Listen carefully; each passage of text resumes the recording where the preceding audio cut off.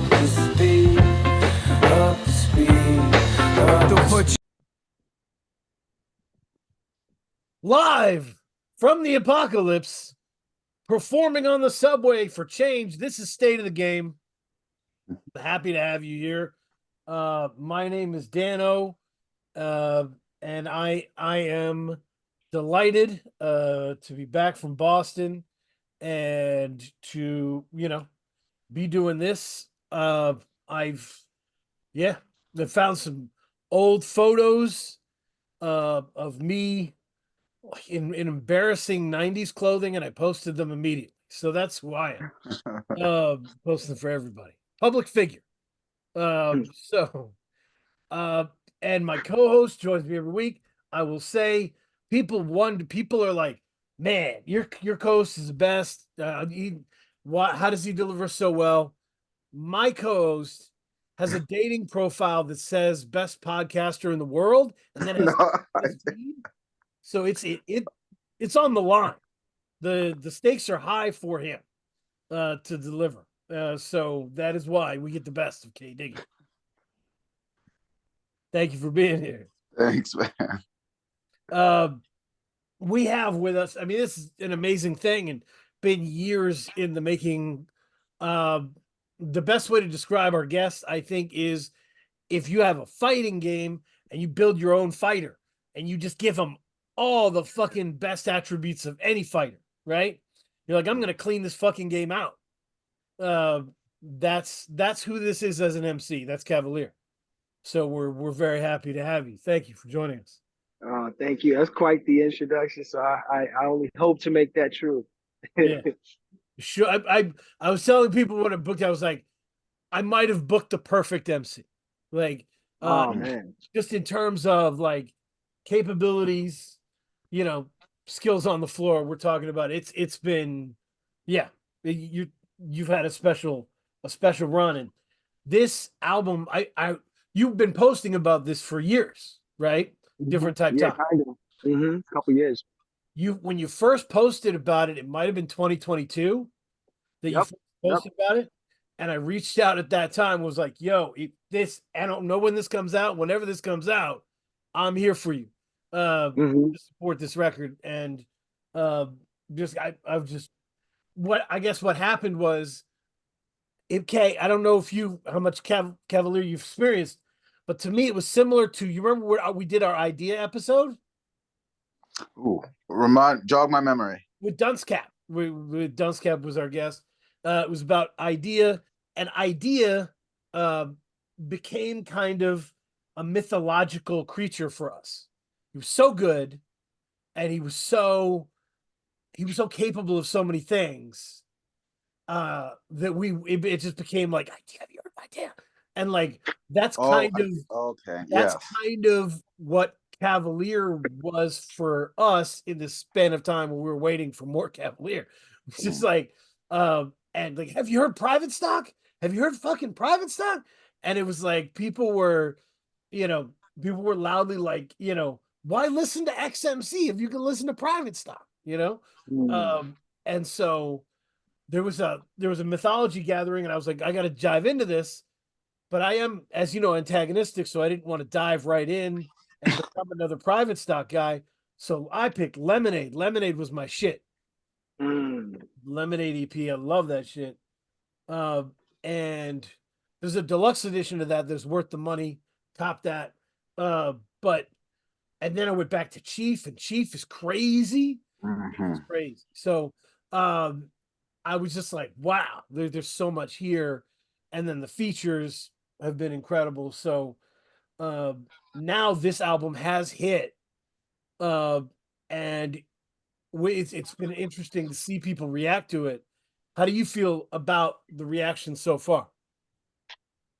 Man, I think I'm still processing and just doing my best to be objective, which is hard because it's your art. I just came into New York yesterday. I was with Woods, and he was asking me the same. And we were trying to figure that out. But then, what's really the metric? If it's my Instagram feed, or if it's like, what I'm seeing on Twitter, I'm gonna see people that I guess I follow are kind of in my algorithms anyway, right? Right. So if that's a window to the rest of the world, then the response has been really positive. That's Um, but I haven't even taken the space yet to even fully process that it finally got released, just because I'm just doing a lot of life shit at the same time. right. Not even in a bad way. You know what I mean? I think everyone's kind of in that, and I'm the type, particularly of late, to be honest about it. Like if someone asks me how I'm doing, I tell them how I'm actually doing. I don't just humor them. You know what I'm saying? So I'm now processing the release. I'm hoping people are processing it as they listen to it. Um, so yeah, it seems like the response is positive. I was fortunate enough to get really good kudos from Earl Oh, just before it was released, and people don't know that he heard the record probably last year. You mhm, know what I mean? mhm. It's not so much that I waited so long to put out to make a record, as much as I was waiting for the correct opportunity to put it out. Right. The record that I did make. So, but yeah, Oh, you're on mute. You're on mute. But let me. But it was. I got into. Oh. call me on WhatsApp. Nah, so good. So I got a copy early, and I was able to hear it, and I was like, my first reaction was, I hope everybody gets this. Like, just in the sense that independent rap fans can sometimes be very serious people, and they think that their music needs to be serious, right? Mhm, mhm, And like they don't realize that some of the music you think is silly and fun is also serious mhm, underneath that level. That like Mhm. silly and fun is how we process things, mhm. but our thoughts are underneath that. And I was like, so you've always been so fucking cool and charismatic naturally, right? So Mm. I was thinking, like, describing, I think I put it in the breakdown, someone who could have been in Dipset or Wu-Tang, right? That's kind of how you are. And like, I hope they can loosen up and just enjoy listening to Can't Leave Me Alone, right? Like, Mm. let yourself enjoy it, because there is deep shit on the way. Like there is deep shit happening. Mhm, Uh, but we're gonna style, we're gonna make jokes, we're gonna have fun along the way and mhm. inhabit this habitat, you know. Um, Mhm. so yeah, that's my hope. And the other thing, I don't know if you'd agree with this, Kay. I don't think there's a single that really unlocks what this album is, per Mm. se. This album has a lot to it, and you kind of it's puzzle pieces that make a picture. It does, yeah. I thought the intro was really good. I will comment. I Ooh, think all of your intros are great for all the projects that I listen to. But I think the intro is the one that really kind of sums up the project for me. Mm. So, but there is no like one song that you can point to. You're right. yeah, no, that's, I mean, be great again, be great again. Hmm. People are taking but not giving. It it has a way of addressing the speed with which we process things Yeah, and being like, remove yourself from that shit. Like, drop that. Yeah. We're doing it different. yeah, and that was the inspiration to what became the project in the first place. More and more that people have been interested enough to ask.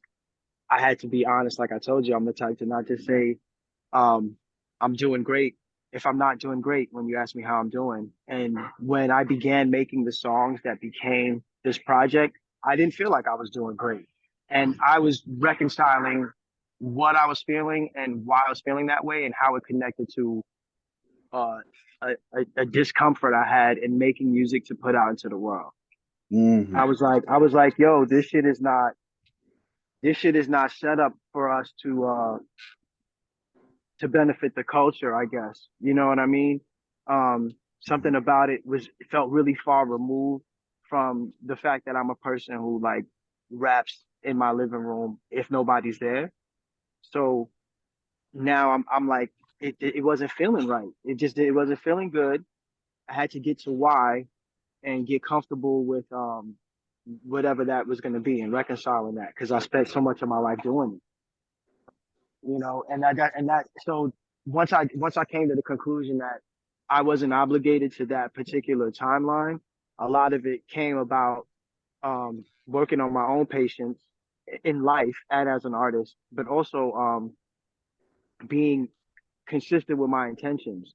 And that's why I can be humorous and it can be whatever because I'm a human, right now. I'm having this human expression. And that's what it is. We're not all one thing all the time. I do enjoy Dipset and Wu-Tang. You know what I'm saying? Um, so, I listen to music where people are getting murdered and I listen to music where people are getting uplifted, right?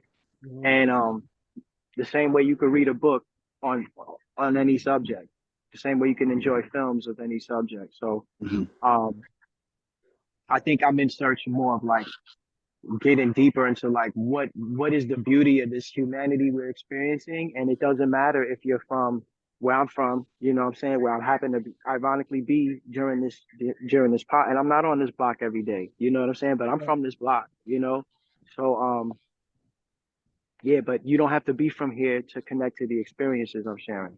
Right. You know? And that, Yes. that and that requires a little bit of time, to kind of like you don't got to be on the treadmill for a second for that. Yeah. The so to get nerdy right off the bat, right? As someone who is super pro your catalog and uh, has really enjoyed and dove into it over the years, what threw me on the first listen of Different Type Time was I had gotten used to your albums like the smoothest transitions between songs of anyone in the game, right? Mm, Put on a Cavalier album, you're on track 1, all of a sudden you're on track 9, you didn't even realize. mm, Um, this album has purposeful, jarring stuff going. mm, It I, and it's and the more I listened to it, the more I was like, it's brilliant.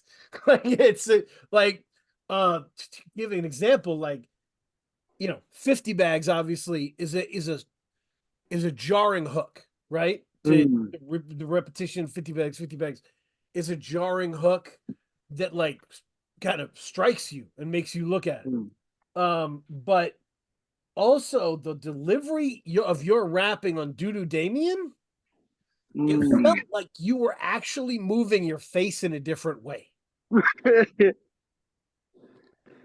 It sounded like that. Like there's all these weird nuances that I'm in love with this album of how different these songs are from one another. But the more you listen to it, the more you understand the puzzle pieces fit. Um, Hmm. yeah, I don't know how much of that is my imagination.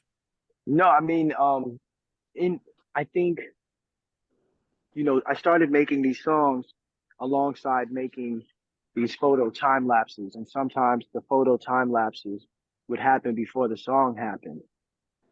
So my process a lot of times is multi-sensory in a way. Mm-hmm. Um, now I get to have this great creative relationship with Quelle. He produced Doodoo Damien and he produced Custard Spoon, and I think I did those within a close amount of time maybe than other songs, right? But even those are very different songs. Even though they kind of got a touch of Quelle's, texturing, they got some of Quelle flavors in it. They're still different. They're different emotions or different colors on. Yep. Um, I think that started like I'm big on, you know, uh, cinematizing a moment, so to speak, you know, and and also I get to like canonize, a pastiche of like real moments to me that make sense to make a broader thing. Um, because my thought process is not super linear like that. Like multiple things can connect, and I'm hoping that the record allows people to do that too, because there's a whole visual part of the record I haven't dispersed yet. So I'm Ooh. hoping that people get comfortable with the record because I realize and I'm comfortable now embracing that I do make something kind of layered, right? Right. Private stock was layered. I allowed myself the freedom to make the project I wanted to make. That was the lesson for me with private stock.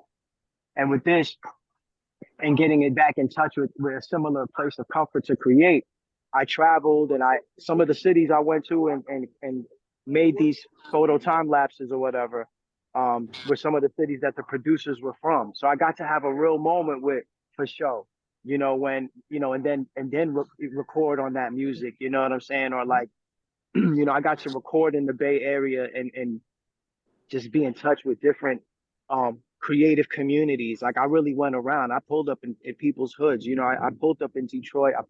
I went a lot of places. So the album has some of that energy. The two rap features that are on there are these unhoused men that I encountered, but I wouldn't have encountered them if I wasn't making the project. These two men were in two different cities, but I happened to have that moment with them on the same day. I went to Detroit on a 6-hour layover, and I was like, "Yo, let's go shoot around and create." And that's when the first brother rolled up on me, and he spit the "Baby I'm Home" verse. I didn't even know he was gonna rap. We had a whole conversation, and then he told me in the conversation, most people don't speak to him because he's homeless. And I said, "Oh, I didn't even know you was homeless." So that's how our conversation was going. And then he invited us to go see them sing at a church. And I was like, "Brother, I'm just here waiting for my Uber to get back to the airport. I've been here on a layover. But I saw you struck up conversation. It was about something genuine, and we just started talking while my collaborator was just shooting a time lapse. And that's what I mean. I'm standing still. I'm in these hoods. I'm in the city. I'm in your city. I'm standing still. And you have to be able to stand still to have a moment like that. So now he says, well, he invites me to the church, and I tell him I can't go. So he's like, "Well, let me share something for you right now." And I was like, "Oh, all right." And I thought he was gonna sing. And then he just turned and he looked at me and said, "Yo, Ricky Ricardo, baby, I'm home. Out here trying to eat with a milk bone," and ripped that verse. And I couldn't fucking believe it. And I was recording him. I asked him first. Right. I was like, "Yo, you mind if I tape it?" I thought he was gonna sing some fucking doo-wop. And he spit that shit. And I was like, "What the fuck was that?" Okay. And then on the low, I blessed him with like $20, $30. I was like, "Fuck that shit, dude. This brother's about to sing for change." I was like, I ain't know he was gonna do that. And then we left. And I get on my flight, and I now land in Dallas that evening. Now I land in Dallas on the low. I was scouting, you know what I'm saying? I kind of pulled up unannounced at an event, and For Show was playing beats, you know what I mean?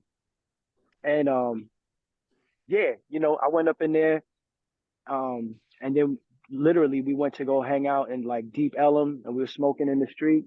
And this other unhoused gentleman with his companion rolled up on me, and he started screaming, "I know you. You rap. I know you." And I was like, "Nah, man, you don't know me, man."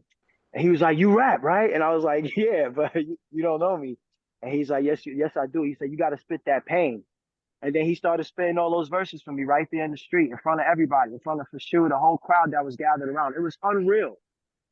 And I was like, "Yo, I just left Detroit like 4 hours ago." And the dude, Incredible. So I was like, "Okay." Now, again, I wouldn't have been in Dallas nor Detroit if I wasn't even just trusting my gut to just go where it said to go and, go take pictures over there and record over there, whatever. So that's why I was like, "Oh, this is what I'm getting now from treating the timeline differently than how they telling us to just fucking gobble it up and speed around like a zombie." I was like, "This is some other shit." So that's why I was like, they on the album. They the features. They the only rap features. When you say the timeline, what do you mean by that? This because this shit is Plano, man. Like, right, if I tell you meet me on St. Mark's in New York Avenue, and I just tell you that, your next question would be, "Nigga, when?" Right? So I gave you X and Y, I didn't give you Z. You see what I'm saying? So it's Plano, right? But there's other shits. It's not just X, Y, and Z. There's other shits. And there's like grid shit, right? Like there's like the power grid. We talk about that, but can you see it? Like, can you touch it? We know it's there, right? So that's a grid, right? Then they talk about the city planning grid that I'm on right now, like top down aerial. They'd be like, "Yo, they're gonna give a longitude, latitude. They're not gonna give they're gonna give degrees and numbers on that shit." Yep. So like the same is the case with like this societal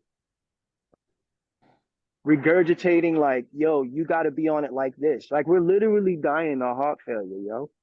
Like you work to death, you binge to death, you stream to death, you fucking like, yo, you just fucking, we just like fast forward into the fucking mountaintop, to not to the mountaintop, excuse me, to the mountainside.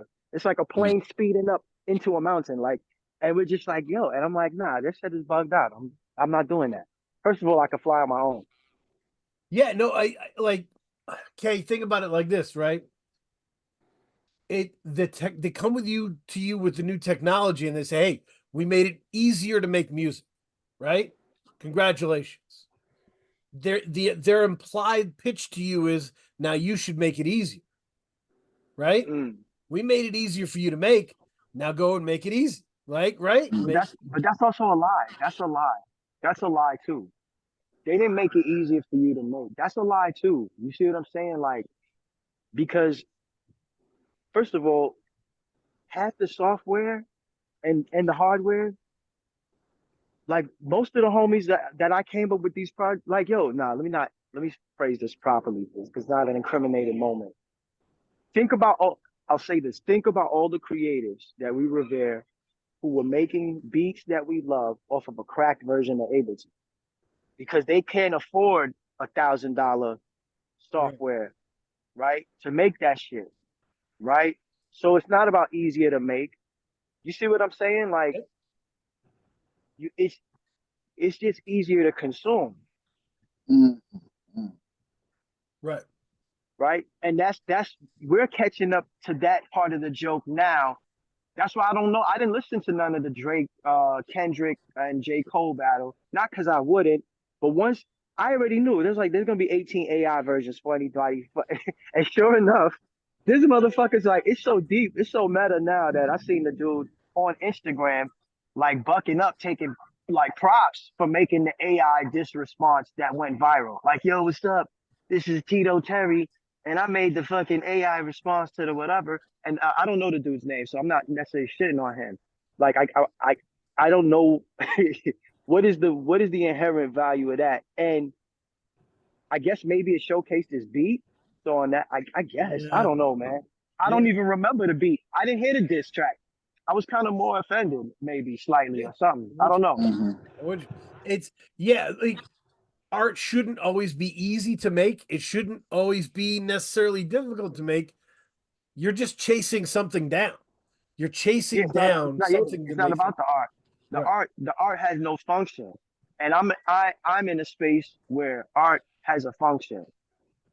Art has a function, and the function of my art doesn't necessarily require me.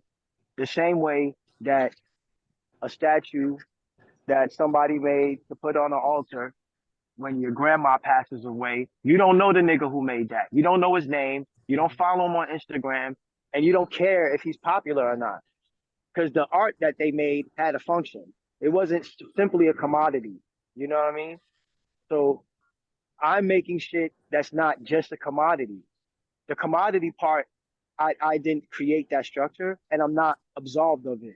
Like, I make work that I earned. So yeah, okay, I deserve to be compensated like anyone does for their work, I guess.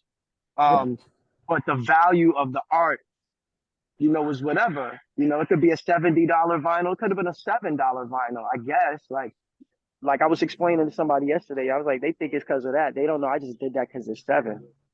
They didn't know that I'm already like, I'm working on making it so real that the ritual of buying my album is seven. You just that off top, whatever. You don't got to know about divine mathematics, nothing. You don't even have to care. You already was a participant. The original release date was going to be April 12th, which was seven. Right. We just pushed it back a week to the 19th. You know what I mean? But I'm like, all right, it's whatever. That's yeah. I mean the prison sculpture analogy is so awesome. It's such a great example of it that like to just you need to shake yourself out of the kind of loop we're in of we process a thing, we rate the thing, we check the ratings, we process another thing, right? And like Mm-hmm. it's that's the commodification of the art that takes it out of its magic, right? The magic of art is it takes you out of time and space, right? Exactly. It pulls you right outside. They tell you that in grade school. I Right. don't know why if everybody else wasn't paying attention. I was. They tell you that acceleration equals rate times time. That's art. Right. That's art. That's the equation right there. There's other equations that are art in physics that are related to time. You look at a painting and you go stand at the painting and you're taking in the feeling, you're interpreting the painting, right? You get it closer to the painting, you see its strokes. The moment you see its strokes, you travel through time. Because your brain knows that a hand made that. You became the moment that the hand made the stroke. Your brain intuited it like that. That's automatic time travel. But the deep part is, let's say you was going seeing that painting and it was on the fucking display in that museum from since you was 7 and you used to go see it with your uncle. And now you're 37 and your uncle's dead and you go see the fucking painting and you think of that time when you were 7 with your uncle, you just traveled through time again. Yep. You Yep. know what I'm saying? So people just forget, man. You do it all the time. You smell some shit, be like, oh, it smells like my grandmother's house. I'm about to go to my grandmother's house right now. Yeah, yeah. I think in pairs, you said something that I think is maybe the most important guide to the album. You were talking about how the music is vibrational. Mm-hmm. And like I was like, that might be the most important bar on here. Like just in terms of it is vibration. We are sending this music sends out vibrations, and it's almost like Daredevil seeing with audio vibrations, it like creates the textures of the world through the vibrations, right? You start to feel these relationships, you know, Mm-hmm. you start to feel how they change, right? The relation with your family, the relationship with your custody, the relationship with whoever. Mm-hmm. It's all gonna change, and it's all gonna and when it changes, whether it changes for the better or not, you're gonna miss what you had. You're gonna think about that, reflect on that. You're gonna be stuck in the past and the present and the future at the same time. So that that's why this album feels like it's everywhere. Mm. Yep. Uh, yeah, but that's my and in a pure like in terms of building an album, that's why like there's all this talk of how albums, the best kind of albums are one producer, one rapper, right? So they can build that Mm-hmm. relationship and they make it happen. You made an album with multiple producers and it's so coherent and so cohesive because you knew the mission. You took time to figure out the mission, Yeah. right? And I felt like it was a mission when I was on it. I treated it like that. And it's also like the mission and it's also like mission like we are missionaries like of the culture too, Right. right? Like I felt like because for me it's not like that. Like this it's not a linear thing. Like even me dispensing it digitally, that's why I like having a physical moment. You're having a physical experience with it too. And it's also like we're in an era where every you could fly it in, right? I could be a shit sandwich of a human being, but maybe be popular online and Mm. good at rap, right? And now you're this creative producer or whatever, and you want to collaborate with somebody and you want to put your art into the world, and you just did that with this guy because it's an opportunity and he's the fucking devil or whatever, or he Right. totally doesn't align what with what you wanted to align with, you know what I mean? And so I got to experiment with with pushing back the whole idea of Lincoln, my fault, my whole idea of like collaboration and bringing it back to a space where I really went out there and we really collaborated. Like I really pulled up at their studio. I really pulled up. We really caught that or just timing wise, right? Mm. I saw Wino Willie. He posted about it was really moving, man. You don't know sometimes how you're being observed. And Wino Willie was talking about observing me. Uh, he moved to New Orleans after I did, and he became a dad. I became a dad. So he's observing me as an artist, someone he follows online or knew about. But we live in a small city, so he's gotten to just observe me, seeing me, running into me, running into me Right. with the dad concerns that he may have as well. And so now we make some music. He sends me some music, and now I know a little bit more about him. And he doesn't know at the time I'm engaged in this other part of the process where I'm making these time lapses and stuff like that, and traveling around. So he makes all things considered. I recorded it in the Bay, but I leave the Bay, and I'm like, yo, I know you from Philly, bro. I was like, I've been to Philly, and I was just like, is there any parts of Philly that kind of resonate with you? And he was like, yeah, yo, he told me where he, parts where he was from, where his family was from. And he was like, yo, there's a mural of my grandmother. She's, you know, she's so I was like, bet, say less. I found out where the mural was, and we went and filmed by the mural where his grandmother was at. Grandmother's legacy is right, and now it's in the ether because it's in the art too. So that's part of different type time. Like I'm telling my story. I'm telling stories, our stories. I'm talking about Doodoo Damien is somebody's story. It's funny, but that was a real moment. You know what I'm saying? So, when I was filming the All Things Considered visuals in Philly, the area we were filmed in is notorious for, a hotbed for addiction. And there's a lot of addicts, you know what I mean? And people tend to go do these, YouTube walkthrough tours where they're like, oh, we're in this neighborhood in Philadelphia where people are using fentanyl and all of that shit, right? Mm-hmm. And we went and filmed there, but I'm doing time lapse, so you don't know that all of these people walking past me are addicts, because I'm standing still. All you're seeing is the blurs of the fact that they're still living fucking life. You passing through with a fucking camera walking by slow-mo documenting them like it's Animal Planet. You know what I'm saying? Mm-hmm. But life is just happening, yo. You know what I'm saying? Like that's their life. You know what I mean? Right. Yeah. I mean, that's where life is at. And like, this album seems like it was definitely made within the culture that you've supported for so long. And that's so awesome. Like, it's something that I'm trying to teach my son right now. My son is 10 and he's getting into hip hop, and he's getting into Nas. He started getting into Nas. Wow. And he came to me. He was like, Billboard has him at like 9 and Eminem at 2. Eminem's not better than Nas. And like, he started getting all cranked up about this shit, right? And I had to pull him aside and be like, yo, it doesn't matter what Billboard says, dude.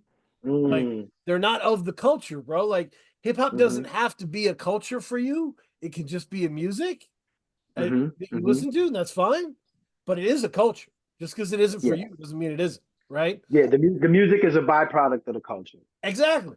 And so I was telling him, I was naming guests, like so-and-so wouldn't be doing what he does without Nas, right? Like so-and-so wouldn't be doing that. Means more than these lists, So it's trying to ground you foundationally in like, this is how it affects the people, I had a question because you mentioned something interesting about what would you say is your relationships with your songs? So when you make a song and then create it, what is your relationship with it thereafter? And then the second part of the question would be, have you noticed your relationship with the songs or the art you're making change over the past 10 years?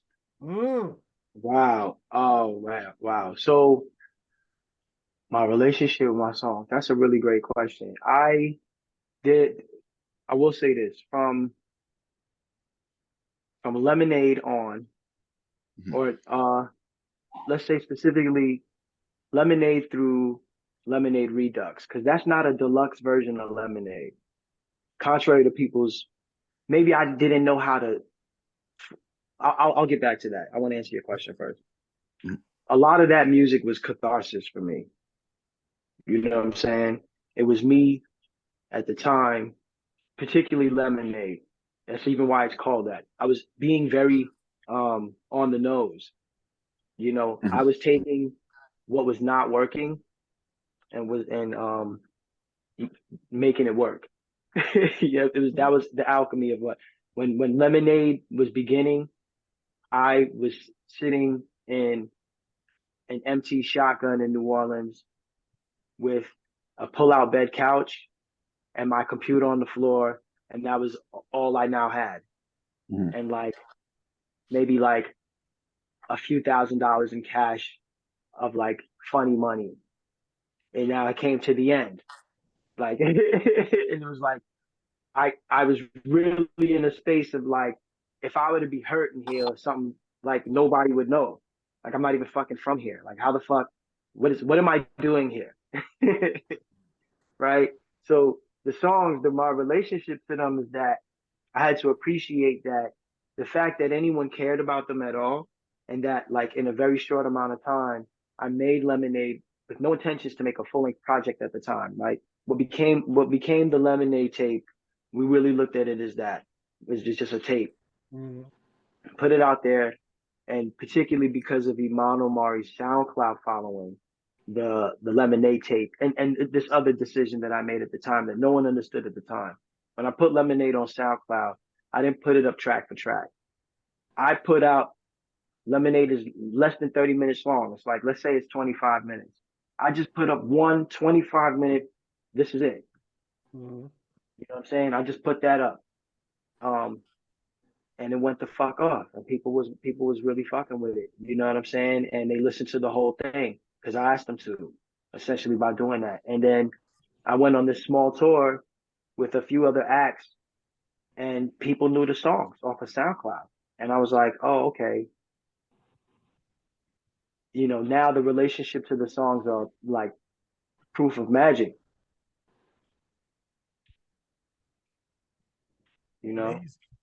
Amazing. But yeah, it does change. It does change because they're also, you know, depending, it's just, they become sometimes, depending on the type of space you create, or at least for me, you know, you got these diurnals to really difficult chapters sometimes in your life, and people are like, and to, you know, yo, do that joint, do that song that time when your dog died, you know what I mean? And I'm like, ah, shit, man, like, I don't want to perform that right now, you know? Yeah, that's real. That's real.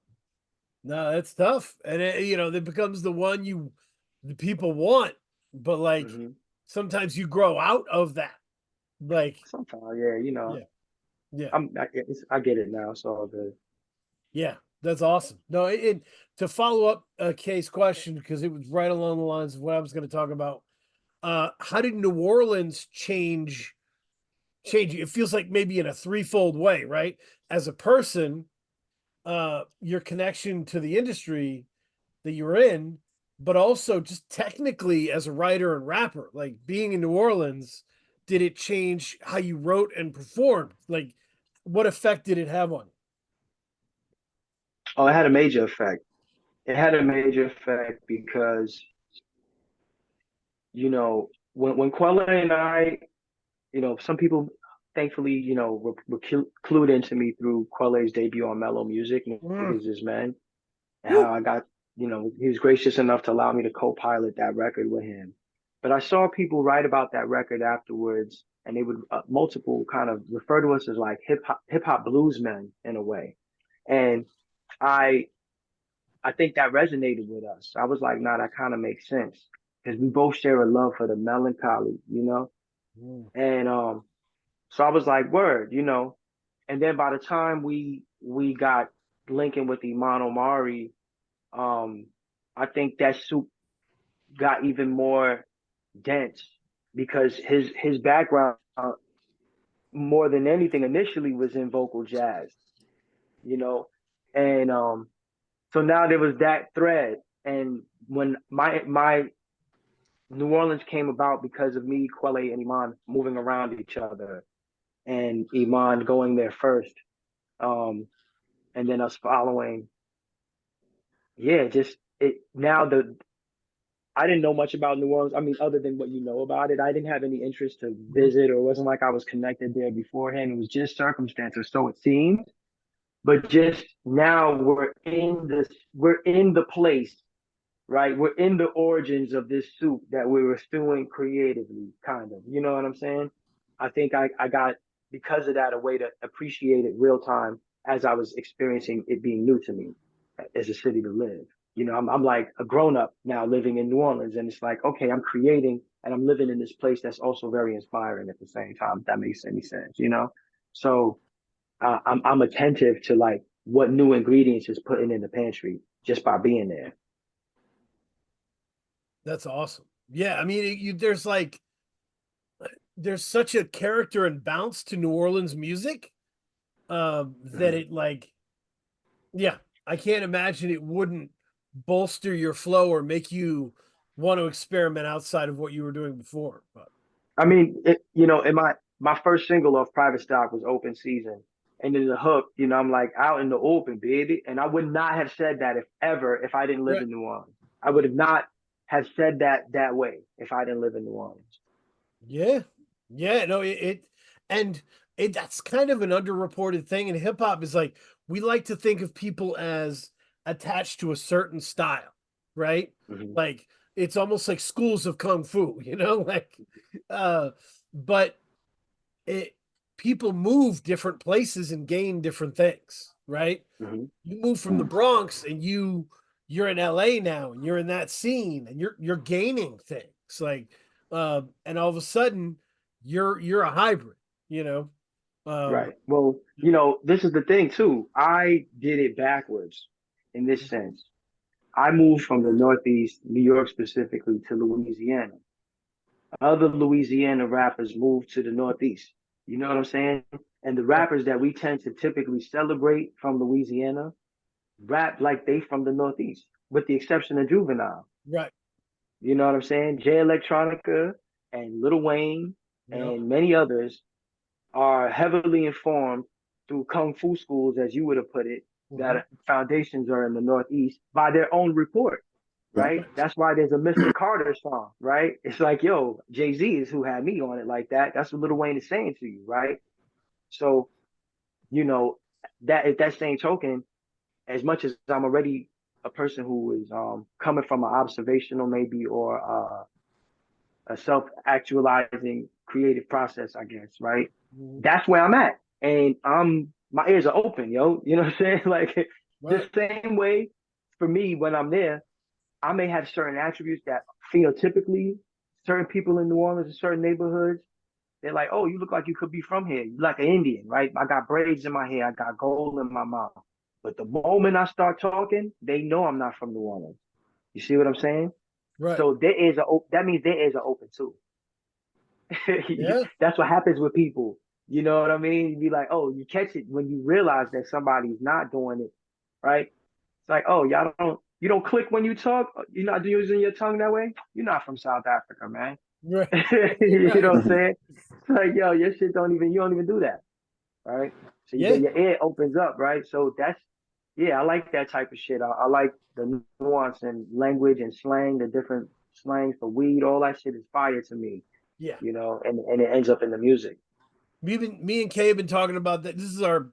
We've been over 200 episodes. And we've been talking about that the whole time of like, there was a movement in the kind of blog era to be like, you know, regions don't matter anymore. It's about like, the connective ability of anybody, any laptop, anywhere to post a song. And you're like, Mm. and I was like, absolutely not.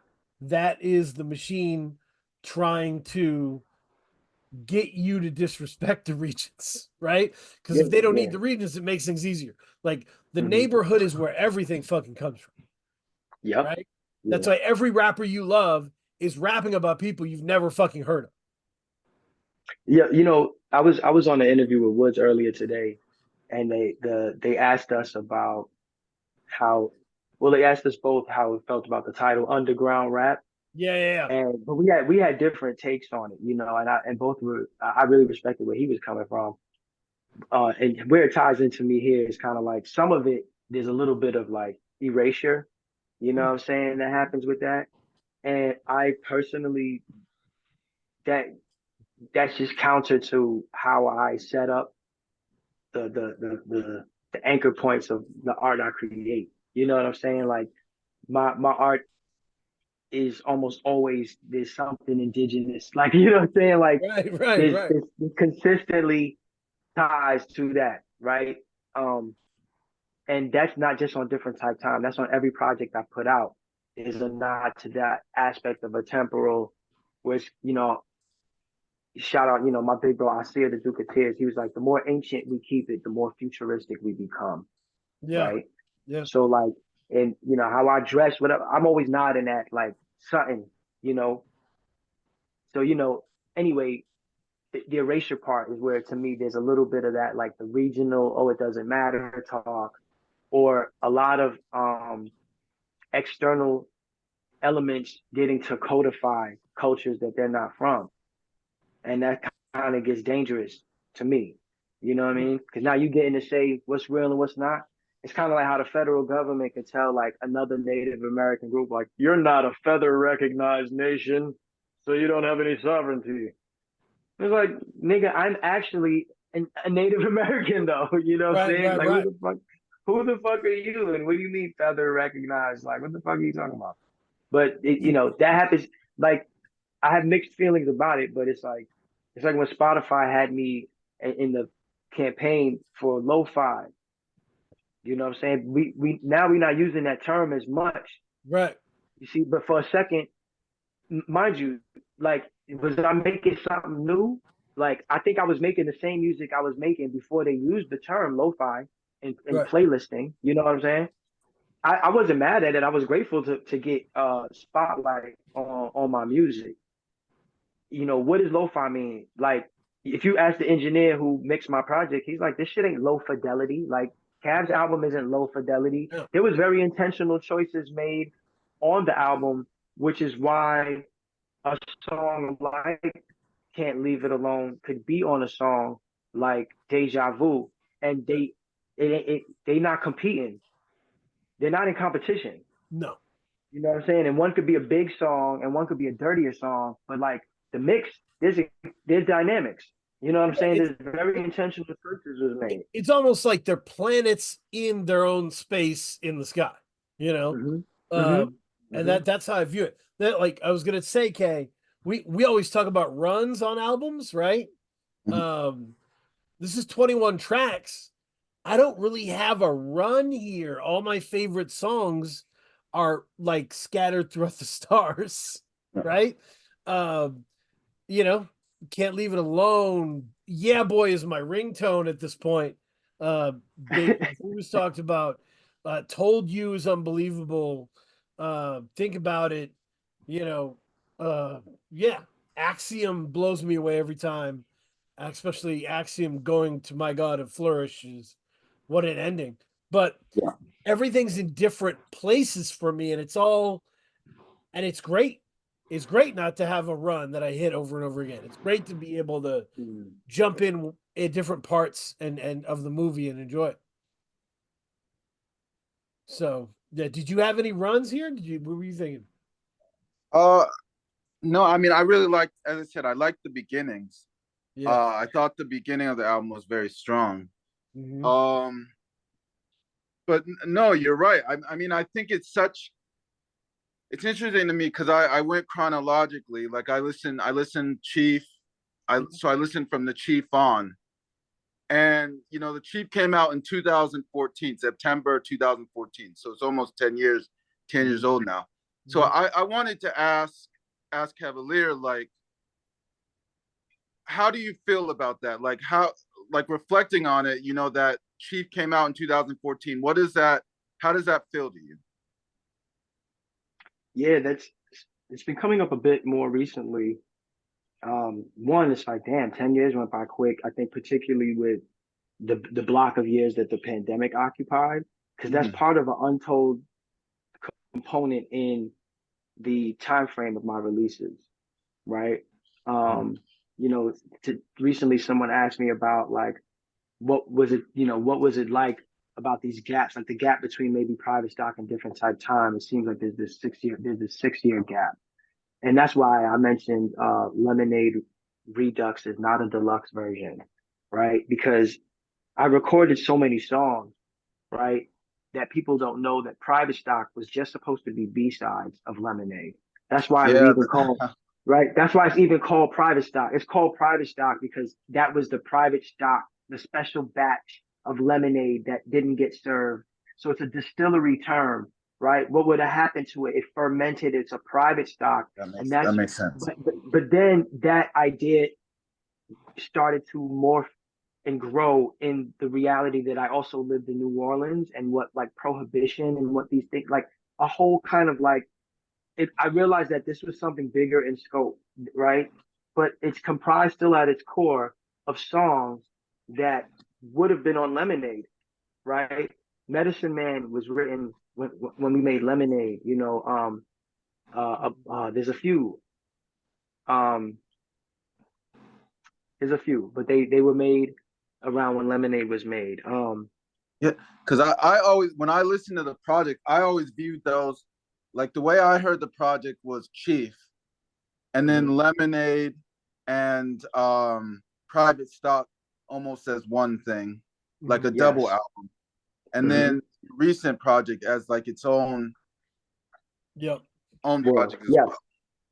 Yes, because Lemonade was basically like the the lead up to Private Stock. When I realized Private Stock was becoming its own dish, I realized it was like an extension, right? Which is why Lemonade is even referenced in the intro on Private Stock, right? In terms of what they're singing about. And but when I put out Lemonade Redux, it, I basically opened the door to all the remaining Voltage songs. Like people don't realize I took an EP and turned it into an LP. Like it's not like, and this is no shade to people doing this, but the commercial tactic of releasing a record and then you get to sell the record again because you slapped a couple remixes on it and now it's a deluxe and you get to resell it. And I'm not hating on that. That's fire.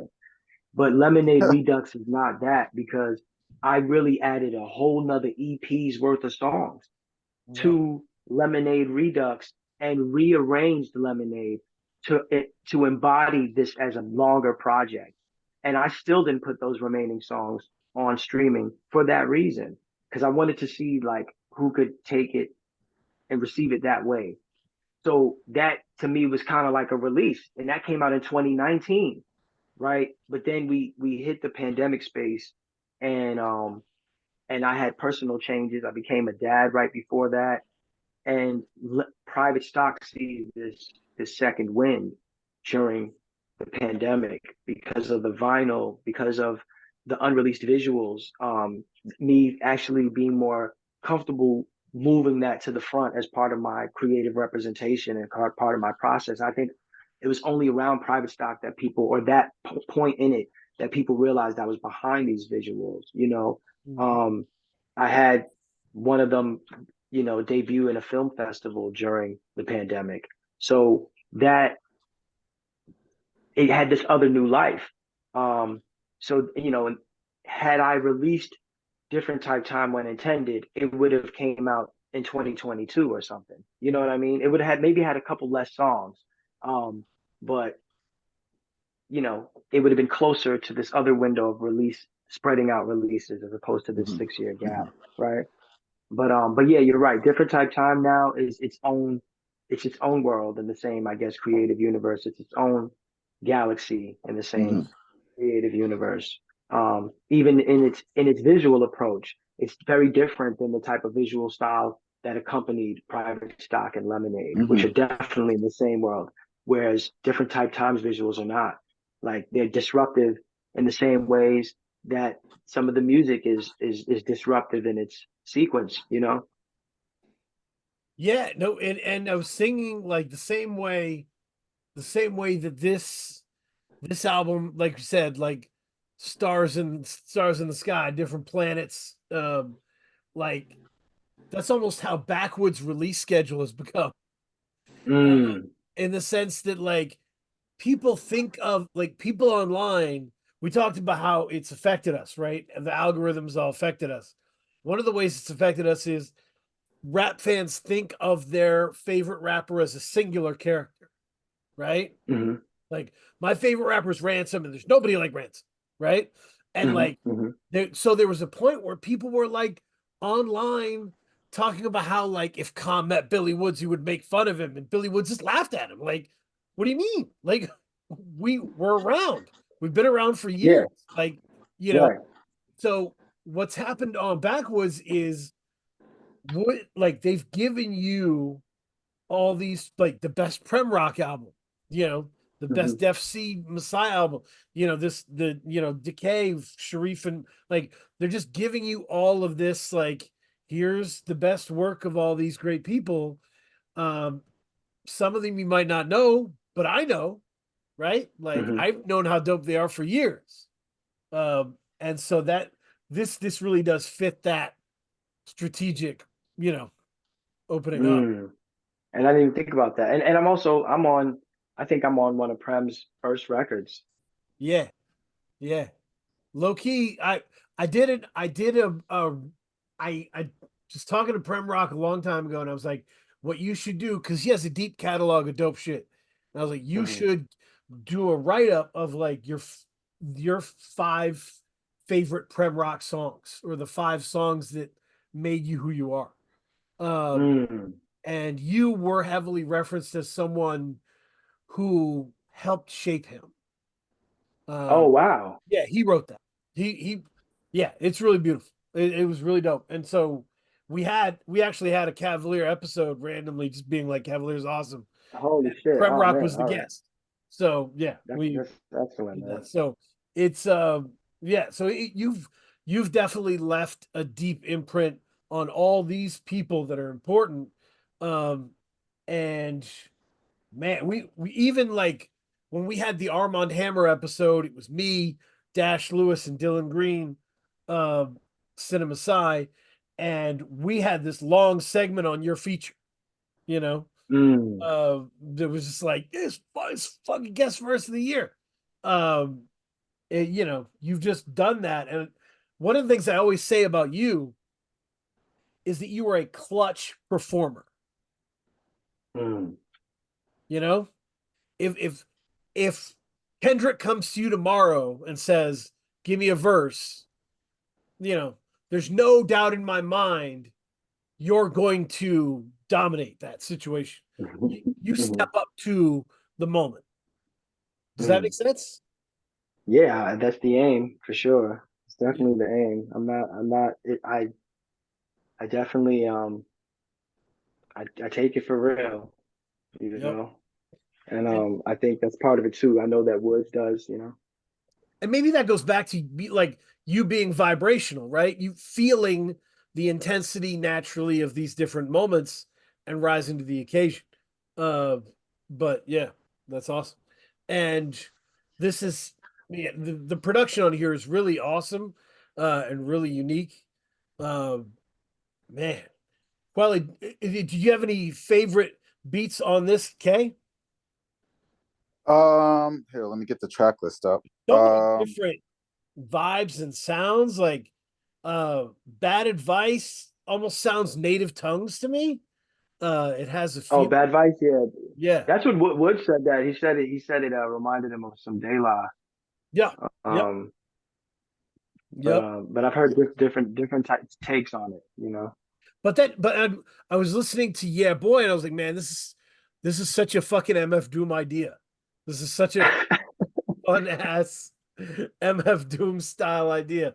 Because Doom didn't give a fuck about any pre-orchestrated barriers of what you could do, right? It's like, yeah, we're just gonna fucking do this. And so there's like, yeah, there's so many different things on here. But yeah, Kay, how were you feeling about Yeah, I mean, I think Can't Leave It Alone really stood out to me. Yeah, dude. Uh, Yeah, dude. I also like Pairs. I like, Oh, wow, okay. speaking of runs, I think All Things Considered, Pairs, and Told You. Ooh, that's a good one. Like I'm that middle. surprised. I'm surprised. That's the part I think that you know, again, I try to be objective. I saw someone you know, I was laughing. I'm like, you know, you put out a record. I was talking about this with who was it? Somebody yesterday. And you put out a record and fucking, you know, hours later, there's like someone who's put a numerical rating to it, Right, like right, on right. some Yeah, yeah, yeah. I saw that. you know what I mean? And I'm like, I'm like, yeah, this shit just came out. Like it's 21 songs. It Yeah. just Yeah. came out, and you go on my shit and you just red pen my shit like C plus because or whatever, you know. Right. Oh, and granted, when you're creating, 99 people could say it's amazing, and one person says it's whack, and you're like, damn, why they think it was whack? You know what I'm saying? Fair Because enough. again, most of the feedback I'm seeing is positive, but one person was like, yo, man, it really drags, but blah blah blah, and I was like, okay, you know. Again, it's a 21 track album. I don't know. I'm like, go do coke, man. Like, what did, what I don't know what that's the whole point, fam. It's called different type time. Like, yo, if you thought you were gonna go binge watch Game of Thrones tonight, then like, you know what I'm saying? You're gonna be up all night. Right, right, right, right. You Yeah. know what I'm saying? And don't be mad that you're tired the next day, fam. Like you're telling me anyway, there's intentional thoughts into like the sequencing of the project and where certain songs are. Um, and people talk about an album having these deep cuts or whatever. And sometimes I feel like that's code for like songs that maybe an artist isn't as confident in, or that they're scared to present forwardly because they're left of center or whatever. You know what I Okay, mean? let And me like, give a little. Can I give a little bit more to that? I think because sure. I love track sequencing, and we've been talking about it a lot. Like the now back in the day, I think a lot of those things where deep cuts comes from as a term was rappers would hide their personal shit. Track 10, track 11, track 12 of a 15 album. And they would hide it so it wouldn't be the single. It wouldn't be but it would be there, and if you were a fan, you got there. If you were a real Hmm. fan, but like the single was going to be something else that was like everybody could have, you know? Yes, and I'm informed by some of that, and that's why a song like "Can't Leave It Alone" is so early in the project. Yeah, You know what I'm saying? Because that's I could I could play that song probably for my mom's, yeah, yeah, right? Just by virtue of the fact that there's a man singing beautifully on the song. right. But if you listen to what he's saying and you listen to what I'm saying and how I'm saying it, you know what I mean? It's like, nah, this we're not playing. This isn't Right. just la di das on here. You know what I mean? Mhm. Um, but that's why, I appreciate Kay that particular set of songs you were rocking with, because Yep. that's where you get to, I guess, what the non typical hip hop listener would consider more dense rap type stuff, right? Yep. Pairs was one of the first songs written for the project. Um, Deja Vu was a really early song written that became on the project. Mhm. Um, but yeah, Pairs, yeah. Nah, I'm surprised pleasantly that that's the run that you mentioned. It's and Told You is incredible. Like Told You is something that hit me. Like I'm probably 7, 8 listens in at this juncture, right? Mm, And I'm still learning every time. Like, but it's so interesting, and like Custard Spoon through me because it's hmm like it's a conversation and it's bars, right? hmm So you're like you get used to the conversation. You're like, oh, yes, these are salient points, and then all of a sudden the verse comes in. You're like, oh shit, like hmm and it was a real mix. Yeah, Uh, because the thesis, it starts with his thesis. Don't right, force it. right, Don't force it. You know what I'm saying? The right touch, make it pull out. That's yeah, that's the whole thing. Like, yo, this whole experience, like, just yo, come on, yo. I'm kind of like asking people, like, yo, just let it happen, yeah, man. yeah. And by the way, Kay, in the world, I have to give appropriate props because sometimes we talk a lot about how there's some rappers who make terrible sex songs, right? And Cav is so good with romantic songs that are romantic in nature, and it's so natural, Mm, and I think it's and I think it's because you set up your style to be very Jeet Kune Do, right? Very like mm, I am water, I adapt. Because if you set up you to be like the hardest rapper in the world, your sex song might be a little out there for people. That might be a little much for them to Wait, digest. which song are you considering the romantic song? Just out of curiosity, Oh just no, to see if I was just thinking in general. Like I think Oh, okay. Private Stock has a lot of cool songs about like polyamorous relationships and stuff. Oh no, Chief has the second wife song. Okay, Chief has the okay, second one. Yeah, Chief okay, has the second okay. one. Oh, yeah. There's a lot of like interesting. Yeah, if you I can listen to those albums and hear your progression of how you deal with relationships. because I did want to ask about Chief. Like, to me, there seems like a very big shift between Chief and Lemonade. Mm. Yes. Like they're almost like night and day to me. Like, what was happening between the transit between those two albums? Chief, I very much had that kind of function in my community. Mhm. Um, and also the entendre of like you chief cannabis. There's some Right. of that, but I wanted to figure out how to fall into the space where that just because you live maybe in this other grid, right, like the urban environment, that you're not disconnected from the esoteric, right? Mhm. And that in fact you may even be closer to source in some of these environments, which is why like you could be in the worst neighborhood and there's 10 botanicas, you know what I'm saying? And that was the space I was in when I was working on Chief, Mhm. right? And that was the community as I was in. Whereas Lemon and I got to have this very supported um, process where my community was supporting me creatively. That's how things like even the Raekwon feature happened. Like there were people around that were like starting to kind of coalesce and be like, "Yo, Cav could really do it." You know what I'm saying? And they were supporting me with that kind of energy, not maybe with financial resources, but definitely with supportive energy, whatever they could lend. You know what I mean? Like I was in that, and I to me the chief function was not about being uh hierarchical as much as it was remaining in the element to keep us together and be able to break bread together. And that's the album was quite literally the byproduct of a lot of that. Whereas by the time I got to Lemonade, I moved to New Orleans and gambled. Like I'm just gonna go. My gut told me to go to this place, and like with what was going, and just my life, many other things started to change in my life. Like some of which pulled the rug from under me completely, like I Mhm. described, and I didn't know I was gonna make Lemonade. Like I made it because that's what I was making in life. Like I was adjusting and dealing with the growing pains of very dramatic and traumatic changes. Um, and Lemonade was just the documentation of that. I didn't know I was going to make that project. Like I thought after Chief I was going to make a very different project. Same thing with Different Type Time. I didn't know I was going to make Different Type Time. In fact, I had initially set out to work on a 3-part EP. It would have been 3 EPs that were going to connect. One was produced by, I can't say all of them, you know what I'm saying? But each a producer was assigned to each component, each EP, and they were going to come out like that. You know what I'm saying? They were going to come out on the same day. Oh, But wow.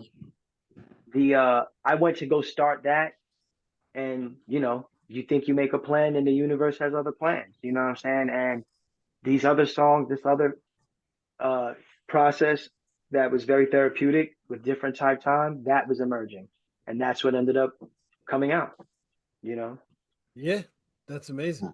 I appreciate it. I think that's awesome. And this, yeah, so I hope people can, Backwoods fans can embrace how fun this album is, but I also hope they understand that this is as deep and layered as anything else on Backwoods. This is Mm. this is like, but it's the depth of it is on an interpersonal level, right? It's not like, let me tell you how things are in Israel right now. No, Uh, no, no. it's not. this is actually like about the interactions with people, you know, Mhm. on many levels. And so you'll feel that. You'll feel the conversation pivoting, and really sincere moments. And it's just an album that I hope your timeline is buzzing a month from now with people that are just getting to understand it, you know? I hope so. I mean, there's a lot, like I said, there's a lot to roll out on a project this long, particularly in this era, and me making a statement like that, that like don't just you know gorge on my food like it's microwaved, like Mhm. you know what I'm saying? Mm. Um, and it's in line, with what I'm presenting, right? Like this is a project that's a bit longer. There's more to take in, and hopefully layers for people to sift through. And then there is this whole visual component. There's a visual for pretty much every song, you Mhm. know. So like, yeah, like I seen someone. This woman was going viral in this clip talking about, now's not the time to put out no 20 track mixtapes. Now, and I seen that going around. The project hadn't come out yet, and I was like, that's exactly what I'm doing. I'm exactly driving. Right. I'm doing exactly that over 20 song. Um, but it isn't fodder. I liked that in the initial feedback from those who were advanced the project, there's certain songs that they all mention, but they all don't mention the same songs Right. about like what they want to focus on or talk about, or which are their favorites, or how it's pivoted their reference point for the project, and that's a good thing to me. Mhm. And then hopefully, I haven't mapped out exactly when the right time will be, but the visual version of this project will be made available. Yeah. I mean, whenever people, and this, let me know if I'm being a dickhead here.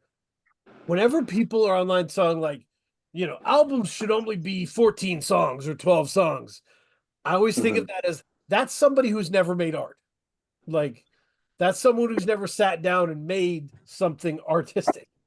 Because if you really have made art, you understand that each project has its own rules. Each Hmm. project gives you its own rules over time of what it needs, Hmm. you know, and like you follow that, you chase that down. But there isn't any universally applicable. It's always got to be 11 songs, you know. Nah, yeah, and I I make movies, man.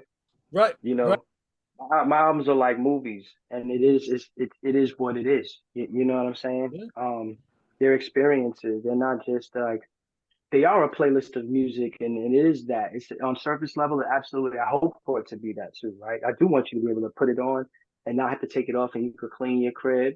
You know what I'm saying? And maybe the back of your brain is processing it, and it's a pleasing listen, right? It ain't elevator music, but it's a pleasing listen, right, right? Or you can whatever, right? You working out, you throw on some of the joints. I fuck with that for sure. Your alpha state listen, let's call it that, right?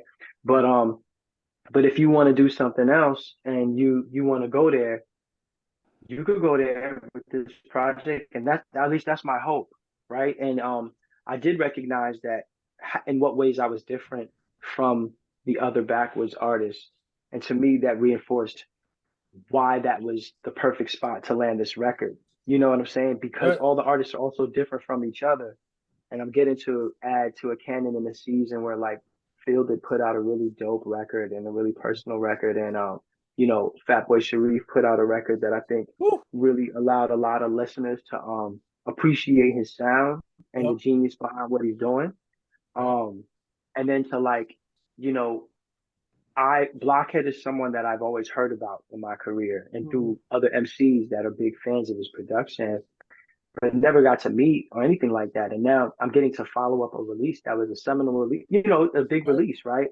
Um, those things were why also we waited in terms of when the release was, right? Like originally the project was going to come out in 2023 on Backwoods, but in terms of the bigger picture and what made sense, it made sense to wait. And I could have put it out in February even, and it was kind of like, nah, that's not the time. Like, Right. and that was part of it. Just like, no, let's wait for the proper time. Um, and Yeah, that's what we're doing. this definitely feels like the season for it. Uh, Mm-hmm. and the perfect album cover of you observing the environment. Yeah, makes sense to me. Uh, everything here locks in. I think I think it's a great lesson. I think it's an album that should be studied by MCs who want to because sometimes an MC will allow the producer to kind of set the tone of the album. There's Mm-hmm. nothing wrong with setting your own tone. There's nothing wrong with, outlining your own story and bringing people in on the vision, right? Like, Yeah. that's cool too. Okay, what do you have for questions? Oh, none. I mean, I'm just looking. When do you have? Well, I shouldn't. I was gonna ask, like, do you have like a range for when you're like, or better, I'll ask this. What do you think is going to be the relationship between the visual portion of the project and the audio? Because I'm very intrigued about Mm. that visual. Yeah, it's seeming like we're gonna offer a DVD in the Mhm. same way that, and people are like, oh, why a DVD, right? Why a vinyl? Right, right, You right, know right. what I'm saying? There's a large portion of fans. Yo, I have a record player that I use sparingly. I didn't even have it long. I've had to move a lot. I'm not in town a lot. How often do I get to use my record player? I'm not a record collector, but I Mhm. definitely got a few people's vinyls though.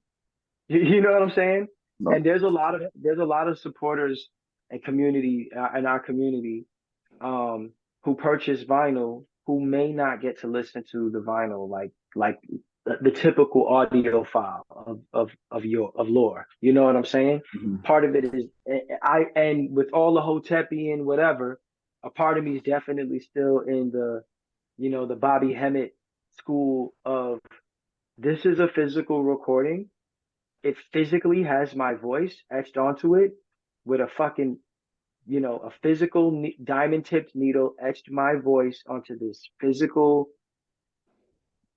piece of carbon via petroleum. Like there's a lot of alchemy just in the record being made, right? Something Mhm. had to capture my carbon based life form voice and then etch it onto some shit. I think people don't realize that that's what they're really listening to when they listening to a record. It's like an etching, you know what I mean?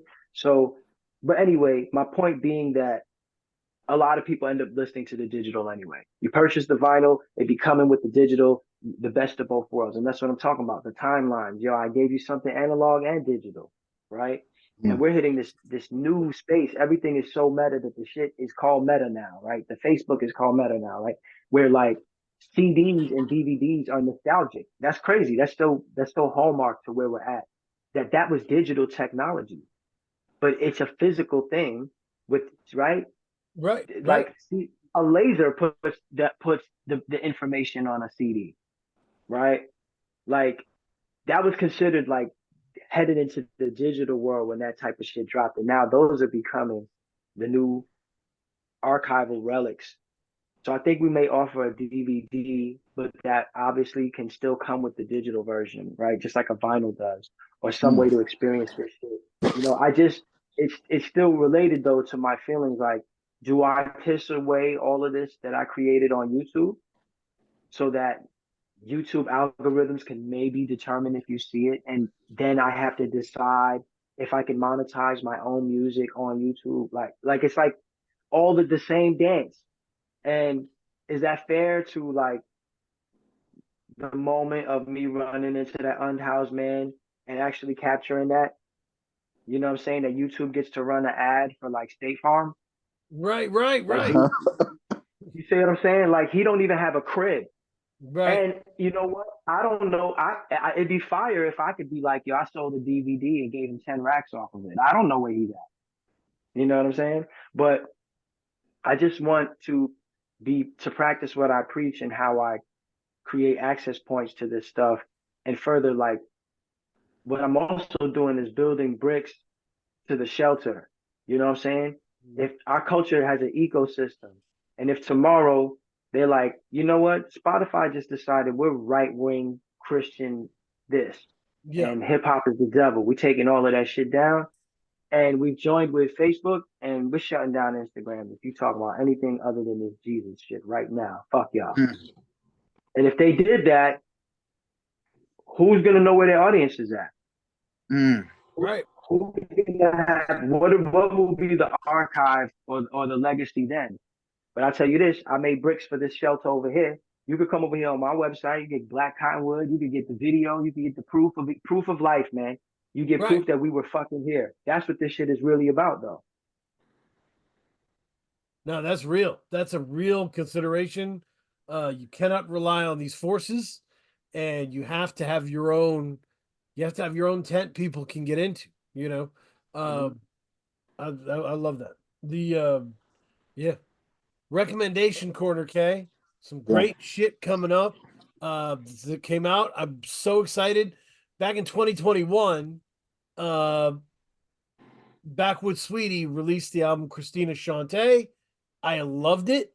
I was telling everybody about it, not just, supporters, but people, hey, Small Pro, you need to listen to this. And, um, I was just telling everybody, have you heard Backwoods Sweetie? And she just released an EP called Burn One. And the last track is it's called Kaleidoscope, and it's produced by August Fanon. And I was like, The yeah, beat, the beat. Fanon's such a good dude. Yeah, he's a beat. And he's so perfect for Backwoods Sweetie. So that the whole thing, it's 5 tracks, it's awesome. Vic Spencer's on it, Patty Honcho's on it. Yeah. So it's a real dope EP. Support Backwoods Sweetie, who's great. And the other one, oh, the Stu, the Gangrene album, Heads I Win, Tails You Lose. Okay, Gangrene is Oh No and Alchemist. Okay. Finally ran into Alchemist in person last night, man. So timely. And Oh No was there too. Wow, that's dope. That's cool. The Yeah. and I love these projects, K, because they're experimental projects. They always are, right? Mhm. They're like, you make this beat, I'll rap over it. I make this beat, you rap over it, and then rapping together and experimenting with that. And they're just fun albums. This one is very lyrical. And I love that they both pushing themselves. Uh, it's great. I don't know if they'll ever become truly great, superb MC. I don't really care. They're having fun. The music's great, so I'm Yep. good. You know, Yep. That's why the music's good. You know what I mean? that's it. It's the combo of them being willing to push themselves out of respect for the craft, but not trying to center themselves like they're now somehow, like, oh, we're you know what I mean? Like, nah, Yeah, we're just expressing, we just yeah, doing that. We're doing it with reverence and respect. right. We love this. We have fun with this, and we're good at it. And we've been around. We produced many of the greats. Right. It's awesome. And the biggest one I think you should check it out. Uh, Shout out to Dash Lewis, who repped this album. And when Dash Lewis reps it, I immediately run to it and check Mhm. it out. Standing on Giant Shoulders by Seafood Sam. I was playing this album around the house, and I instantly texted my cousin. My cousin lives in Long Beach, taught in Compton for a while, and I texted her, said, "Look, you know Long Beach better than I would, but this album is the most Long Beach shit that I've heard. This is so Long Beach." And Mm. I texted to her, and she said, "Yeah, this is music you would play on the way to the beach. Like, Mm, it's fucking dope. It's this mixture of rhyming and singing, and it's so West Coast. It's up, but like Young Morpheus would fit perfectly on it. It's mm. that like sliding paranoid style stuff as well. Beautiful project. Yeah. Shout out to Young Morpheus. Oh, you're breaking up a little bit. What's up? Shout out to Young Morpheus. Yeah, Young Morpheus is awesome. Absolutely. One of my favorites. Seafood Sam, Standing on Giant Shoulders is the name of that album. It is dope. Cav, what are you listening to? Hmm. Uh, Yeah, can you hear me? Yeah, I can hear Can you. you guys hear me all right? Yep. Oh, Yeah. I haven't been listening to a lot of stuff. I hit these spells where not because I wouldn't, you end up working on projects and wrapping up projects, and now your bandwidth is not catching as many projects to listen to. Um, so I've honestly just been listening to a lot of rough cuts Mm. um of things coming down the line. So Ooh. uh, Death Tape 2 with Quelle masterminding Death Tape 2. I've been mainly listening to those rough cuts recently. Um, I've been listening to the album I rapped with Child Actor. Um, yeah, I've been listening to a lot of rough cuts. I have a whole project I did with Raz Fresco that I had to stop listening to. I kept listening to it, especially this like two songs. I must have played one of them like this one particular song like probably 25 times in a row, man. Um, so I've been just listening to I'll fall into that zone, where I listen to a lot of rough cuts and go over them because I know they're about to like the kids are going to be born and sent out into the world. Shout out to Raz Fresco. It's like one of those people, just a murderer. Like when it Yeah, comes to he interrupted the beginning of everything. He was WhatsApping me right when we started, and I had to be like, "Oh shit, I gotta call him back and let him know that I amazing. wasn't curbing him." Yeah. No, Raz Fresco will jump on your track and make it his track, uh, without much issue.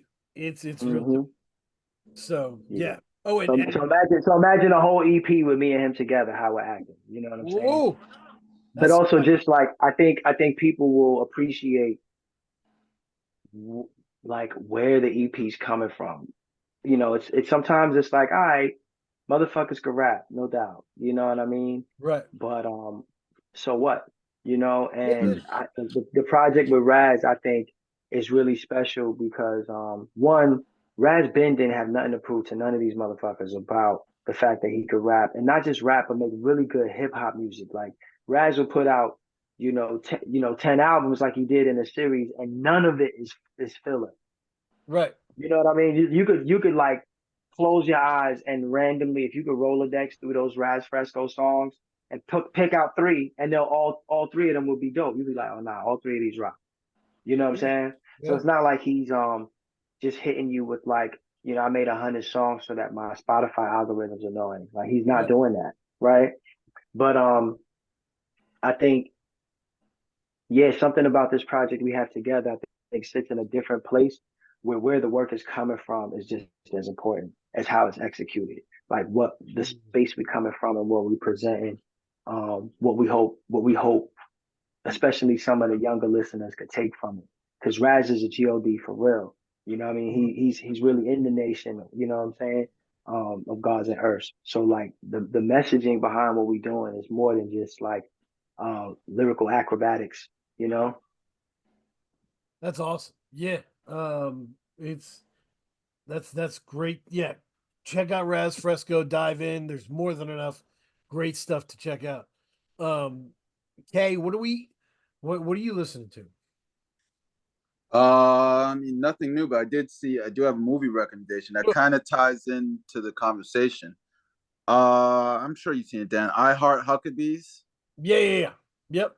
Yeah. I mean, really, really great movie. Yeah, that's a wild one. The You know what? I might need to read. I feel like I own, ironically, the DVD to that, but I wow. need to. I think I do, but I'm gonna rewatch that maybe tonight just for shits and giggles, just because you said that. Yeah. Kid. Yeah. I mean, to me, it really talks about the tension between, business, commerce, and art, Mm. which is like a really big topic of conversation, Absolutely. particularly these last couple of weeks. Absolutely. What I got some more books. Mhm. I got late birthday gifts coming in.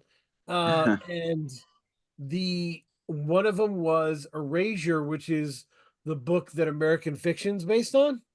Erasure. Yep. Yep. Oh, So okay. I'm interested to check that out and see how the book differs from the movie. But The other one I got is an Octavia Butler short story book, Bloodchild, which I'm super pumped to check out.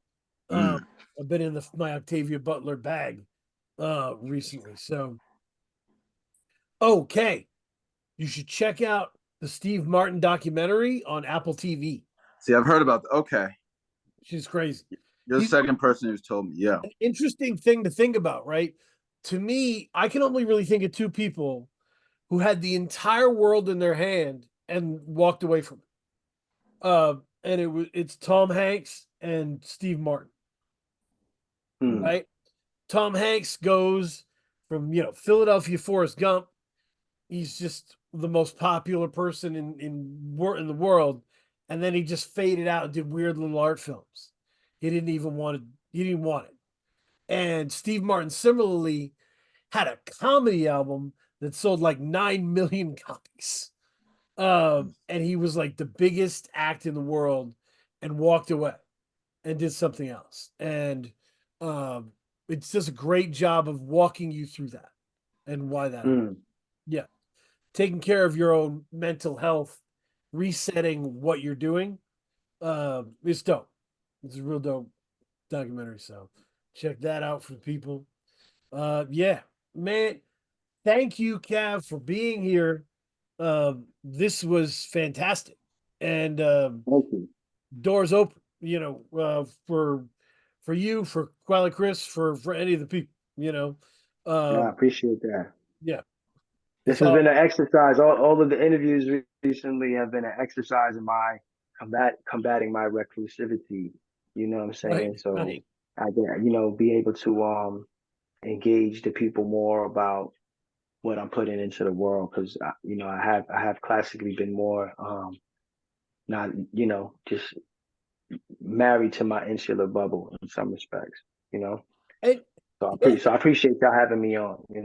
And one of the things about Woods is so dope strategically.